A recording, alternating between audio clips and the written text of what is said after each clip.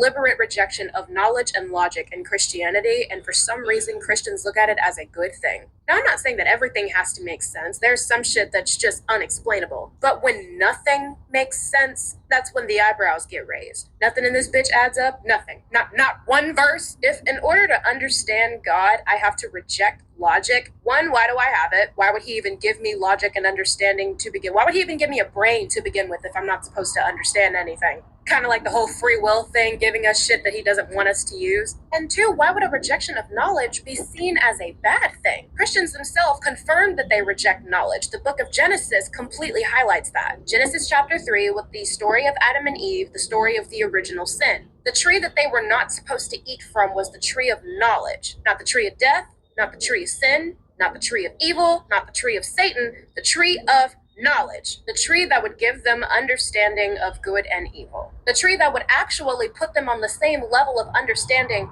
as God himself, which God himself admits in Genesis 3:22. Behold, the man is become as one of us to know good and evil. It's really funny that in the beginning of that story, he tells them not to eat the fruit because they'll die. And then they eat the fruit, and A, they don't die, and B, he never mentions this so-called death again. The only thing he's concerned about was the fact that they disobeyed him and the fact that now they'd be on the same level of understanding as him. God himself knows that if we get knowledge, that's a bad thing for him. The thing that I want to understand is, what was the purpose of the tree? If they weren't supposed to eat it, why was it in the garden? Was that the tree that like God would eat from, and that's how he got his knowledge because he didn't have knowledge before? Or maybe God put the tree there for the sole purpose of tempting Adam and Eve. And if that's the case, you can see now why people don't want to follow your fuck-ass religion. Your God kind of sucks. Or maybe the fruit was for the other gods that just so happened to be in the Garden of Eden. You know, the other gods that God himself refers to in Genesis 3:22 when he says one of us. Granted, Christians like to argue that he's talking about the Holy Trinity, like Jesus and the Holy Spirit were up there. But if God is referring to the Holy Trinity in this verse, I have a lot of other questions. Were they all created at the same time? Did God create them? And if that's the case, then does that mean that God created himself? And if they're all the same, then why then, a couple thousand years later, it is Jesus in the garden right before he's about to be crucified, praying to God, basically saying, hey, can we like not do this? Like, if they're the same person, they should be able to come to an agreement on whether or not they're going to do it or not. And they shouldn't have to like tell themselves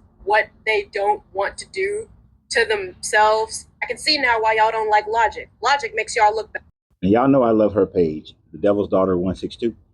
And I am working to get her on one of our lives real soon here. I'm not going to repeat many of the things that she said, but she makes an incredibly valid point of how this book asks you to get rid of your logic. Don't analyze the book. This God gave you a brain that is an analytical brain, but yet doesn't want you to use it when you're looking at this book. Then it further contradicts itself by telling you to gain knowledge, wisdom, and understanding. Why would you tell a being to gain knowledge, wisdom, and understanding, yet you don't want that being to use the knowledge and wisdom and understanding that it is able to acquire to debunk the hell out of this book? Why would it tell you and demonstrate that this book can only be the time frame of Adam, go back to the 6,637 plus years ago, but yet leave archaeological evidence all around the world that demonstrates that the planet has been around a hell of a lot longer? And even in Peter, because I know somebody's going to say it in First Peter, where it's talking about one day to God is like 1,000 years to man. First of all, it says is like, not is like. Doesn't mean that is something that you should take as literal, but something that is more metaphoric. But you Christians take that literally. If one day is 1,000 years to man, then that means that the 6 days of creation are only 6,000 additional years. So even if I gave you that, that would still only put you back to about, what, 11,000 years ago, which happens to be around the time frame of the Younger Dryas flood. But we have evidence to show that human civilizations have been around longer than 11,000 years ago. Hell, Göbekli Tepe is already showing to be 10,000, 11,000 years ago. But Taran Tepe is showing that it's been that we've had that civilization in around 12,000, 13,000 years ago. The Sphinx is at least 26,000 years old. The Adam's calendar down in southern Africa is over 100,000 years old.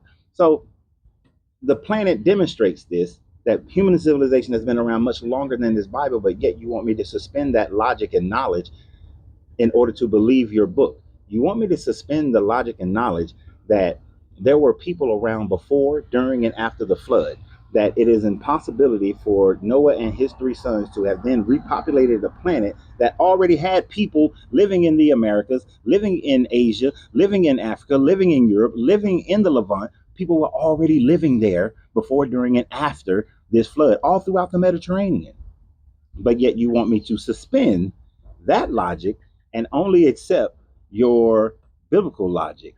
You want me to believe that there was this united kingdom of Israel under David, but yet there is absolutely no archaeological evidence that demonstrates that the entire area of Israel was ever one nation. Was there a King David? The Teldar Stele demonstrates that there possibly could have been a David, more than likely was a David, but that David did not have a nation to the size to which this Bible would want you to believe that they had this nation.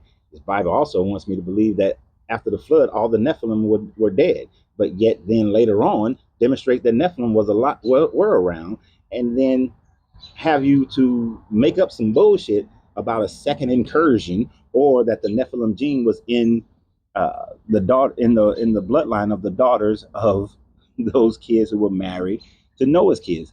This Bible makes absolutely no sense. It wants me to believe that the Exodus story happened when there's no evidence of an Exodus story. It wants me to believe that they went around and destroyed over 300 cities during this time frame that they wandered around, but the time frame doesn't match the time frame of Ramses. It would only have given them 3 years to do this, and that is an impossibility.